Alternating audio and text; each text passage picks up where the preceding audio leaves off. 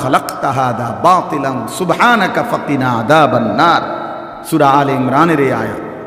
3 গুণ যার মধ্যে আছে, দাঁড়িয়ে বসে শুয়ে হর হালাতে যে আল্লাহ তাআলার জিকির করে এবং সর্বদা সে আল্লাহ তাআলার কুদরত, যে এত বড় আসমান যিনি বানাইলেন তিনি কত বড়, এত বড় জমিন যিনি বানাইলেন তিনি কত বড়, এত সুন্দর কায়নাত যিনি সাজাইলেন তিনি কতটা সুন্দর, এরকম কুদরত নিয়ে যে ভাবে। আর হলো বেশি বেশি কি করে? দোয়া করে। আল্লাহ বলছে সে বুদ্ধিমান, আর আমরা বাটপার সিটার রে কই বুদ্ধিমান, তে একটা সালাক রে, তে সালাক, তে একটা সিটার রে না কইবেন না, সে তো একটা বাট পারে না। এই জন্য দয়া করে এটা বুঝা উচিত। আজকে আমার এই প্রথম এতগুলো ওয়াজ, আলহামদুলিল্লাহ অনেক ওলামায়ে কেরামের নাম এখানে, বড় বড় আলেমে দ্বীন, কি পরিমাণ কথা নিশ্চিত সারা দিনে বলছেন ওনারা। তাহলে সমস্ত কথার ক্ষেত্রে দোস্ত এরকম তো প্রতিনিয়ত মাহফিল হয়, আলহামদুলিল্লাহ প্রতিনিয়ত হচ্ছে। আমাদের ফিকির করা উচিত যে আমার কলিজার মধ্যে কিছু ঢুকছে কিনা, আমার বিবেকের মধ্যে কোনো নড়াচড়া হয়েছে কিনা। যে যেই অবস্থায় আছো প্রিয় যুবক ভাই, তোমরাও যদি মনে করো যে যে যেই হালাতে আছো, যে যে নাফরমানির মধ্যে ডুবে আছো, উম্মতের জন্য ভাববে কে, মজলুমের জন্য ভাববে কে?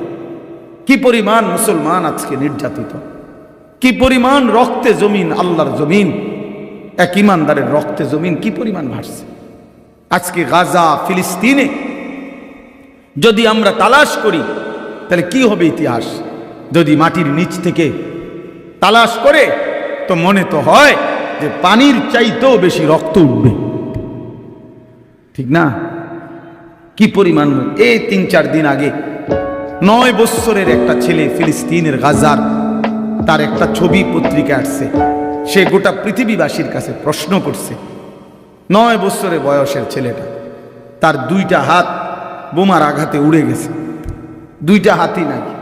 ছেলেটা জানতে চাইছে, পৃথিবীবাসী 9 বছর মাত্র বয়সেই আমি আমার 2টা হাত হারায় ফেললাম, গোটা বিশ্ববাসীর কাছে আমার জানা প্রশ্ন, আমি আগামী জিন্দেগি কেমনে চলব? তোমরা উত্তর দাও, তুমি উত্তর দাও। যুবক ভাই, তুমি তোমার ছোট ভাই যদি তোমার কাছে এই কথা এসে বলতো, কি বলতা? কি বলতো? তুমি কি বলতা?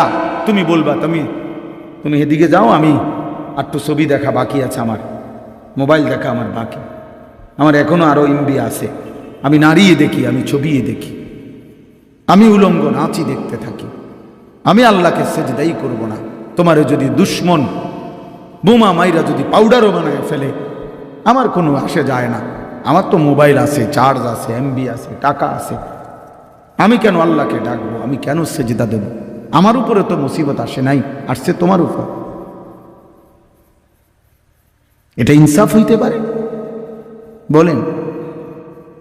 এক 6 বছরের মেয়ে, মাত্র 6 বছরের বাচ্চা মেয়ে, সে বলতেছে বোমার আঘাতে আমি বেহুশ হয়ে গেছি, হুঁশ আসছে আর দেখি আমার ডান হাতটা আমার সাথে নাই, আমার ডান হাতটা কোথায় উড়ে গেছে আমি আর খুঁজে পাইনি। প্রিয় ভাই বলো, বাবা বলেন, আমারও ছোট মেয়ে আছে, প্রতিদিন মেয়েটারে আমি দেখি কত কিছুতে মেয়েটা হারায় ফেলে, শুধু এই ঝামেলা করে, আব্বু জুতা পাই না, আব্বু হাফ প্যান্ট পাই না, এই কত এটি হারায় এলায়, এই খেলনা পায় না, ঠিক না? বাচ্চারা এরকম করে না?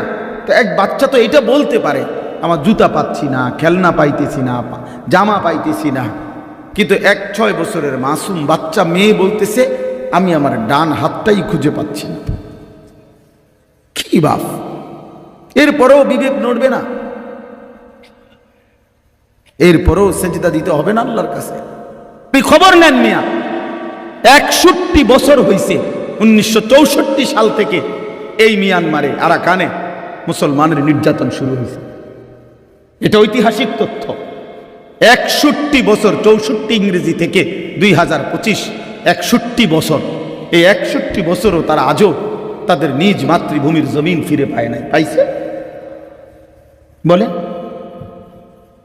তাইলে প্রিয় বন্ধু, প্রিয় বাপ, একবার ভেবে দেখেন, 77 বছর যদি কোনো জাতি নির্যাতিত হয়, 78 বছর, 61 বছর, আমি আর আপনি, যুবক ভাই তুমি আজীবন বুঝি এই রং তামাশায় জীবন শেষ করবা, আমার উপরে, আপনার উপরে, তোমার উপরে কোনো মুসিবত আসতে পারে না? হ্যাঁ, তো কি ব্যাপার? আমাদের ছেলেরা নামাজ পড়ে না, আমাদের মেয়েরা নামাজ পড়ে না, পর্দা করে না, আমরা হালাল উপার্জনের প্রতি কোনো দরদি নাই, আল্লাহর সাথে সম্পর্ক গড়বার কোনো মানসিকতাই নাই। যে আল্লাহ আমি বিড়ি খাবো, সিগারেট খাবো, নাচ দেখবো, গান দেখবো, আমি টেলিভিশন দেখবো, আমি নর্তকী দেখবো, আমি ছবি দেখবো, আমি উলঙ্গ দৃশ্যই দেখবো, আমি এক ওয়াক্ত নামাজ পড়বো না, এই অবস্থায় রাইখা আপনি আমগো মুসলমানদের বিজয় দিবেন কিনা বলেন? না না, আল্লাহকে আমরা এটাই কইতেছি মূলত, ঠিক না কথাটা? আমরা যেইভাবে আসি আমি এমনিই থাকুন, আপনি আমগরে এরপরে বিজয় দিবেন কিনা কোন? সাফ কথা কন। আল্লাহর ওয়াদা এটা, আমি দেব না, দেব না বান্দা, আমি দেব না। ওয়াদাল্লাহুল্লাযীনা আমানু ওয়া আমিলুস সালিহাত লা ইস্তাখলিফান্নাহুম ফিল আরদ। কোরআন শরীফের সূরা নূরের মধ্যে আছে।